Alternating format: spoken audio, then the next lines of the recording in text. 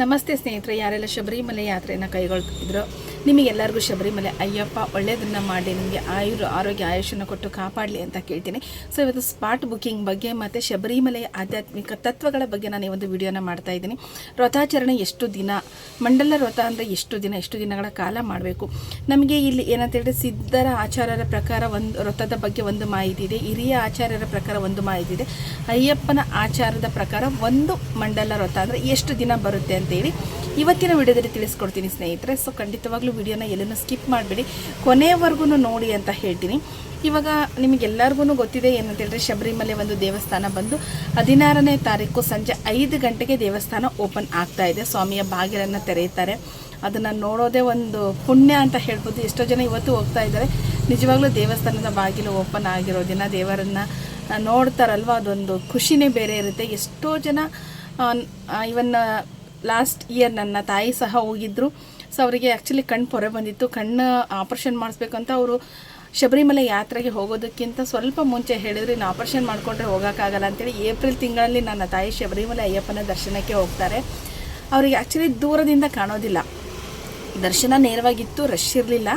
But ಅಲ್ಲಿ ಏನಂತ ಹೇಳಿದರೆ ದೇವಸ್ಥಾನದಲ್ಲಿ ಕ್ಯೂವಲ್ಲಿ ನಿಂತ್ಕೊಂಡಾಗ ಗರ್ಭಗುಡಿ ಒಳಗಿನ ಮೂರ್ತಿ ಅವರಿಗೆ ಕಾಣಿಸಿಲ್ಲ.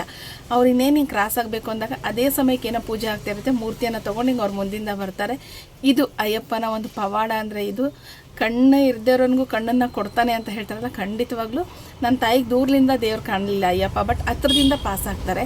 ಸೊ ಅದನ್ನು ನೋಡೋದು ಎಲ್ಲರಿಗೂ, ಯಾರು ಅಯ್ಯಪ್ಪನನ್ನು ಮನದಲ್ಲಿ ನೆನೆದು ಭಕ್ತಿಯಿಂದ, ನಮ್ಮ ಮನಸ್ಸಲ್ಲಿ ಯಾವುದೇ ಅಪನಂಬಿಕೆ ಇರಬಾರ್ದು. ನಾವು ಮಾಲೆ ಹಾಕಿದ್ದೀವಿ ಅಂದಾಗ ನಮಗೆ ಭಕ್ತಿ ಅಷ್ಟೇ ಮುಖ್ಯ ಆಗಿರುತ್ತೆ.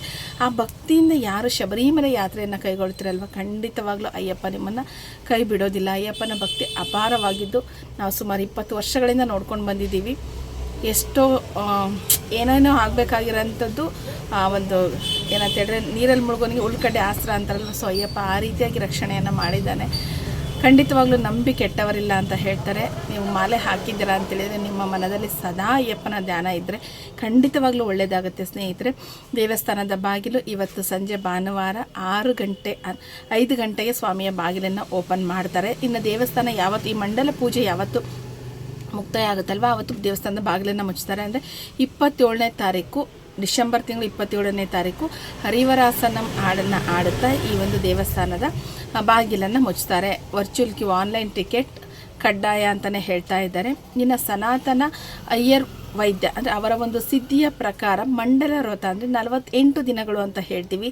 ಇನ್ನು ಶಬರಿಮಲೆಯ ಹಿರಿಯರ ಅರ್ಚಕರ ಪ್ರಕಾರ ಮಂಡಲ ವ್ರತ ಅಂದರೆ 51 ದಿನ ಅಂತ ಹೇಳ್ತೀವಿ. ಇನ್ನು ಶ್ರೀ ಸ್ವಾಮಿಯ ಅಂದರೆ ಅಯ್ಯಪ್ಪ ಸ್ವಾಮಿಯ ಆಚಾರದ ಪ್ರಕಾರ ನೋಡೋದಾದರೆ 56 ದಿನ ಅಂತ ಹೇಳ್ಬಿಟ್ಟು ಕರಿತೀವಿ. ನಿಮ್ಮ ಅನುಕೂಲಕ್ಕೆ ತಕ್ಕಂತೆ 48, 51, 56. ಸೊ ಮಂಡಲ ವ್ರತದಲ್ಲಿ ನೀವು ಯಾವುದನ್ನು ಬೇಕಾದ್ರೂ ನೀವು ಮಾಡ್ಬೋದು. ಇದು ಮಂಡಲ ವ್ರತ ಅಂತೇಳಿ ಒಂದು ಮಂಡಲ ಕಾಲ ನಾವೇನು ಪೂಜೆಯನ್ನು ಮಾಡ್ತೀವೋ ಅಲ್ಲಿ ಎಲ್ಲ ದೇವತೆಗಳು ನಮಗೆ ಅಸ್ತು ಅಂತ ಹೇಳ್ಬಿಟ್ಟು ನಮ್ಮ ಮನದ ಬಯಕೆಯನ್ನು ಈಡೇರಿಸ್ತಾರೆ. ಯಾವುದೇ ಒಂದು ಪೂಜೆನಾಗಿರ್ಬೋದು, ಒಂದು ಮಂಡಲದ ಕಾಲ ಮಾಡಿ ಅಂತ ಹೇಳ್ತಾರೆ. ಹಾಗಾಗಿ ಅಯ್ಯಪ್ಪನಿಗೆ ಒಂದು 48 ದಿನಗಳ ಕಾಲ ಮಂಡಲ ಪೂಜೆಯನ್ನು ಮಾಡಿ ಹೋಗೋರಿಗೆ, ಯಾರಿಗೆಲ್ಲ ಒಂದು ಶನಿ ದೋಷ ಇರ್ಬೋದು ಅಥವಾ ಸಾಡೆ ಸಾತಿ ಅಂತ ಕರಿತೀವಲ್ವ ಅಂಥವರಿಗೆ ಶನಿಯ ಕಣ್ಣು, ಯಾರು ಕಪ್ಪು ಬಟ್ಟೆಯನ್ನು ಧರಿಸಿ ಶಬರಿಮಲೆ ಯಾತ್ರೆ ಮಾಡ್ತಾರಲ್ಲ, ಶನಿಯ ಕಣ್ಣು ಯಾವ ಕಾರಣಕ್ಕೂ ಬೀಳೋದಿಲ್ಲ. ಅವರ ಜೀವನ ಪರ್ಯಂತ ಅವ್ರನ್ನ ಅಯ್ಯಪ್ಪ ರಕ್ಷಣೆಯನ್ನು ಮಾಡ್ತಾನೆ. ಇದರ ಬಗ್ಗೆ ಒಂದು ವಿಡಿಯೋ ಹಾಕಿದ್ದೀನಿ. ಸೊ ಅಲ್ಲಿ ಹೋಗ್ಬಿಟ್ಟು ನೀವು ನೋಡಿ. ಅಂತಃಕರಣ ಶುದ್ಧಿ, ಭಗವಂತನ ಸ್ಮರಣೆ ಆಗಿರ್ಬೋದು, ಶಬರಿಮಲೆ ಯಾತ್ರೆ ಆಗಿರ್ಬೋದು, ಇದೆಲ್ಲ ನಮಗೆ ಮೋಕ್ಷಕ್ಕೆ ಮಾರ್ಗವನ್ನು ಕಲ್ಪಿಸಿಕೊಡುತ್ತೆ. ಸೊ ಹಾಗಾಗಿ ಮಾಲೆ ಹಾಕಿರ್ತಕ್ಕಂಥವ್ರು, ಶಬರಿಮಲೆ ಯಾತ್ರೆಯನ್ನು ಕೈಗೊಳ್ತಕ್ಕಂಥವ್ರು ಸದಾ ನಿಮ್ಮ ಮನದಲ್ಲಿ ಅಯ್ಯಪ್ಪನನ್ನು ಹೊರತಾಗಿ ಬೇರೆ ಏನೂ ಇರಬಾರ್ದು. ಪಾದರಕ್ಷೆಗಳನ್ನು ಹಾಕಬಾರದು, ಯಾವುದೇ ದುಶ್ಚಟಗಳನ್ನು ನಾವು ಮಾಡಬಾರದು. ಬೆಳಗ್ಗೆ ಮತ್ತು ಸಂಜೆ ಏನಂತೇಳಿದ್ರೆ ತಣ್ಣೀರಲ್ಲೇ ಸ್ನಾನವನ್ನು ಮಾಡಬೇಕು. ನಾವು ಪೂಜೆಯನ್ನು 2 ಹೊತ್ತು ಪೂಜೆಯನ್ನು ಮಾಡಬೇಕು. ನಮ್ಮ ಬಾಯಲ್ಲಿ ಸ್ವಾಮಿ ಎಂಬ ಪದವನ್ನು ಬಿಟ್ಟು ಬೇರೆ ಯಾವ ಪದನೂ ಬರಬಾರ್ದು. ಈ ಅಯ್ಯಪ್ಪನ ವ್ರತವನ್ನು ನಾವು ಎಷ್ಟು ಕಟ್ಟುನಿಟ್ಟಾಗಿ ಮಾಡ್ತೀವೋ ಆ ಒಂದು ಅಯ್ಯಪ್ಪನನ್ನು ನಾವು ಅಷ್ಟು ಒಲಿಸ್ಕೊತೀವಿ. ಇದರ ಬಗ್ಗೆ ನಾನು ಮುಂದಿನ ದಿನಗಳಲ್ಲಿ ವಿಡಿಯೋ ಹಾಕ್ತಾ ಹೋಗ್ತೀನಿ, ಇನ್ನಷ್ಟು ಹೆಚ್ಚಿನ ಮಾಹಿತಿಗಳನ್ನ ಹಾಕ್ತಾ ಹೋಗ್ತೀನಿ. ನೀವು ನೋಡಿ ಅಯ್ಯಪ್ಪನ ಬಗ್ಗೆ ತಿಳ್ಕೊತಾ ಹೋದರೆ ಅಯ್ಯಪ್ಪನ ಭಕ್ತಿ ಅಪಾರವಾಗಿದೆ. ಮೂರ್ತಿ ಚಿಕ್ಕದಾದರೂ ಕೀರ್ತಿ ದೊಡ್ಡದು ಅಂತ ಹೇಳ್ತಾರಲ್ವ. ಸೊ ಹಾಗಾಗಿ ಅಯ್ಯಪ್ಪನ ಭಕ್ತಿ ಅಪಾರವಾಗಿದೆ.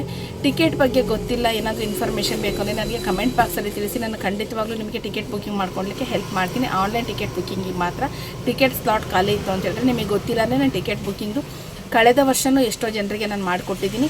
ಈ ವರ್ಷವೂ ನಿಮಗೆ ಟಿಕೆಟ್ ಬುಕ್ಕಿಂಗ್ ಬಗ್ಗೆ ಏನಾದರೂ ಗೊತ್ತಾಗಿಲ್ಲ ಅಂತ ಹೇಳಿದ್ರೆ ನನಗೆ ಕಮೆಂಟ್ ಬಾಕ್ಸಲ್ಲಿ ತಿಳಿಸಿ, ನಾನು ನಿಮಗೆ ಟಿಕೆಟ್ ಬುಕ್ಕಿಂಗ್ ಮಾಡ್ಕೊಳ್ಲಿಕ್ಕೆ ಹೆಲ್ಪ್ ಮಾಡ್ತೀನಿ ಸ್ನೇಹಿತರೆ.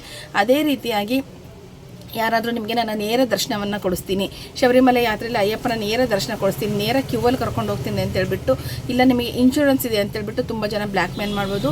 ಎಷ್ಟೋ ಜನರನ್ನ ಇವಾಗ ಕಳೆದ ತಿಂಗಳು ಅರೆಸ್ಟ್ ಸಹ ಮಾಡಿದ್ದಾರೆ. ಅಯ್ಯಪ್ಪನಿಗೆ ನೇರ ದರ್ಶನ, ಸ್ಪೆಷಲ್ ಎಂಟ್ರಿ ಯಾವುದೂ ಇಲ್ಲ. ಅಯ್ಯಪ್ಪನ ದರ್ಶನ ಅಂದರೆ 18 ಮೆಟ್ಟಿಲನ್ನು ಹತ್ತಬೇಕು, ಅಯ್ಯಪ್ಪನ ನೋಡಬೇಕು. ಇದೇ ಅಯ್ಯಪ್ಪನ ದರ್ಶನ. ಸ್ಪೆಷಲ್ ಟಿಕೆಟು 500 ರೂಪಾಯಿ ಕೊಡ್ರಿ, 1000 ರೂಪಾಯಿ ಕೊಡ್ರಿ, 5000 ಕೊಡ್ರಿ, ಖಂಡಿತವಾಗ್ಲೂ ಇದು ಯಾವುದೂ ಇಲ್ಲ. ನೀವು ಮಾಲೆ ಹಾಕಿದ್ರಿಂದ ಅಯ್ಯಪ್ಪನೇ ನಿಮ್ಮನ್ನು ಕರೆಸ್ಕೊತಾನೆ. ಆ ಒಂದು ನಂಬಿಕೆಯನ್ನು ಇಟ್ಟು ನಿಮ್ಮ ಯಾತ್ರೆಯನ್ನು ನೀವು ಕೈಗೊಳ್ಳಿ ಅಂತ ಹೇಳ್ತೀನಿ. ಯಾರೆಲ್ಲ ನನ್ನ ವಿಡಿಯೋನ ಕೊನೆವರೆಗೂ ನೋಡಿದ್ರು ಸಬ್ಸ್ಕ್ರೈಬ್ ಮಾಡಿ ಅಂತ ಹೇಳ್ತೀನಿ. ಥ್ಯಾಂಕ್ ಯು ಎಲ್ಲರಿಗೂ.